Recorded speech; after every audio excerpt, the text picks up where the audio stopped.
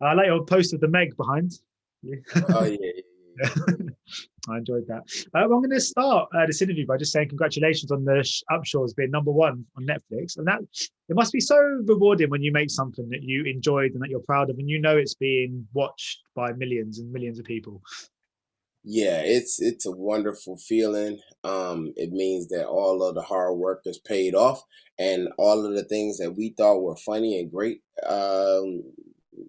were not just spurious claims. It turns out to be the case. And Duck's a great character. But what was it about this character and this project that appealed to you? Well, I mean, first you start with Mike Epps and Wanda Sykes and Kim Fields, and there you have it right there. Soon as you have that right there, it's like, all right, I'm in, good to go. Let's do it.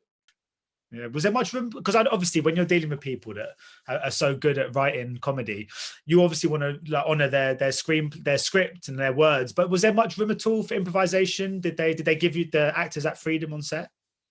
Well, the show is written so well and the timing is so great. And the funny thing about multicam sitcoms is there's a pacing to it, and laughs come every 5 seconds or something like that. And so a lot of times the rhythm is of which that you kind of want to stick to it. Now, jokes can be brought in and out, and so I think they'll give you like a take. You'll do it the way that they want, and then if you have something that you want to try, they'll give you a take to try that.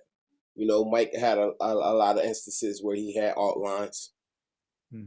Yeah, because working with Mike must have been great. And I read somewhere you said he brought in music.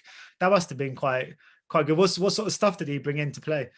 Yeah, so I don't know if you watch him on Instagram Live, but he I mean Mike is like a DJ, so on shoot days he comes in and he has his little boom box, little radio, and he's playing the Temptations. He's playing like the stuff that your parents played when they used to clean up the house in Saturday morning and you wake up and do you remember? Like skating music. And it gets everybody revved up and ready to roll.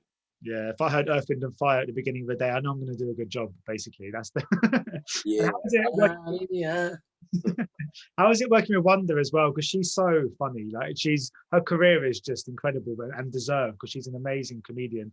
What was it like to collaborate with her on this project? Yeah, I'm a big fan of Wanda Sykes. I always have been for a very long time. You know, I've watched everything that she's done, and so with her, I was just like excited to be in her presence, and I get to just watch her work out. I get to just I do have like a significant amount of scenes with Wanda, and it's just fantastic to be with a legend like that. Mm. Yeah, the show feels like a sort of a throwback, and I mean that as a compliment. It feels like the sort of thing I used to like watching when I was younger. I just wonder, so is that part of the appeal as well to you? Did it feel like something quite not traditional, but I don't know, like quite, I don't know, like just something that quite familiar, I suppose. Yeah, I mean, it gives you that nostalgic feeling. It gives you that Sanford and Son, Martin and Gina. I mean, Martin and Pam back and forth, where we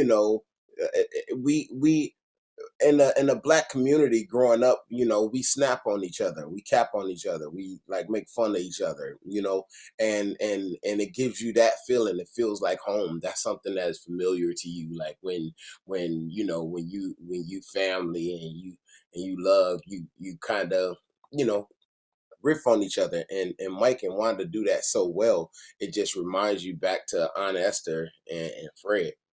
Yeah, because I was wondering too, because when I was sort of growing up and I was watching American comedies, like you look at things that were like on the TV over here, so let's say Seinfeld or Friends, and then obviously things like the Fresh Prince, they often dealt with kind of middle, more sort of like richer, more work, like people with bigger houses, bigger apartments, people with amazing jobs, like they don't have to worry so much about their kind of financial stability. But what we didn't see so often was like working class America, and that's like a life that millions of people in America lead, but don't get to see reflected back. Is it nice that now it's this, because this series really shows it's very honest portrayal of just like the everyman in the United States.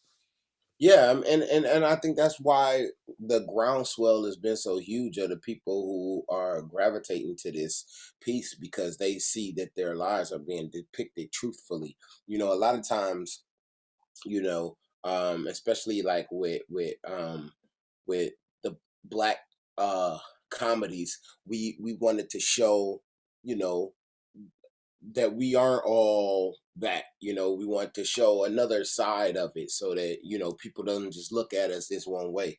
And so we've done that so much that now that has become the norm. And so to do this type of thing is like, it feels like, oh yeah, I remember this, and this was funny, and this is, you know, part of the reason we're so funny is because we're so real, we're authentic, we're not catering to what, you know, the schematics say, or the algorithm says, oh, you gotta have this type of, you need, you know, this in there, and we gotta have the token this. And no, we just brought real life, true honesty, and we made it funny. You know, that's what it all boils down to, is making it funny, like, regardless. Mm. Yeah, yeah, things like this, they can be as poignant, as profound as possible, but if they haven't got that comedic touch, they fall flat. And this is the, yeah, I laughed a lot when I was watching this. But I was wondering about yourself, because obviously you're an actor, comedian, musician. Of course, you got so much kind of talent. Was that always the case for you ever since you were a kid? Did you always envisage that you get into like performing and creativity? Yeah, I was a precocious child. Um, you know, because of Michael Jackson, you know, he kind of inspired me and motivated me to want to be an entertainer, and he was an entertainer in multiple ways. And so I grew up seeing that, and you know, the um like the idolatry of him was so much in me that I just wanted to do that. I wanted to entertain people, and have kids watch me and want to grow up to be like me. And I wanted to do that in a myriad of ways. Yeah, and it sounds like you're sort of when you're one of those people that if you want something, you really work hard for it. Because I was reading when you wanted to get into TV, your first thing you snuck into the studios. Is that right? To deliver your like your I don't know your CV or whatever whatever is it. So that is that just again, is that just something you've always had, that kind of desire to never give up? Yeah, and you know, I felt like this is my destiny. I felt like God gave me this destiny, and it's something that I want to fulfill. So yeah, I left from graduate school from studying Shakespeare, and I moved here. I didn't have an agent. I was sleeping on someone's couch, and I heard about an audition, and I snuck into the audition saying I was a courier making a delivery, and I was delivering myself. And right place, right time, and you know, it was pretty serendipitous, and it worked out in my favor, and that's what got me started into it. You know, I'm somebody who doesn't take no for an answer. I come back, I knock on the door the next day, you tell me no, I come back the next day and knock on the door again. Because that's how successful people are. Mm. Yeah, because and also, I mean, you sort of mentioned that idea of like kids watching you and thinking, I want to grow up to be like Paige Kennedy one day. Well, because obviously your music, it's obviously unlike the comedy. Sorry, it delivers a powerful message that has really kind of social, political themes to it, and even stuff like climate change and stuff. Do you feel a sense of responsibility as someone with a voice, with a following to kind of utilize? I didn't before, but then last year with like what was happening with the world, I did feel a social responsibility, because you know, I don't have all of these followers just for nothing. I need them be able to use them to help motivate and spark change. And that's what I did. I thought that there was a need to have um, a vote incentive for us. And so I created Fear and Safe to galvanize the troops to go vote. And then within that, it felt so good to be able to do and say something that is useful. And so that's why I wanted to continue with making more music and projects that was concomitant with the plight of, um, you know, Black people in America. And so that's why I created the album page. Yeah, I just bet you wish you had less to talk about. Yeah. Yeah. But just going back to your music, you worked obviously with Xzibit. I remember when I was about 11 years old, I took my mum to see to go. I managed to persuade my mum to go and take me to see Xzibit in London. That guy, he's always just known what he's doing. What's it like to obviously as someone who does, you're getting really into music a lot of that the last year. What's it like to be collaborating with people that have been doing it as long as he has and know the game as well as he does? It's great. You know, a lot of these people I have long-standing relationships. Like I had met the man Xzibit on the project as well, and I've been knowing him since I was a teenager. Like, you know, opening shows for him in college and actually sharing a small screen with him. Xzibit thing was a treat because that relationship was forged through social media.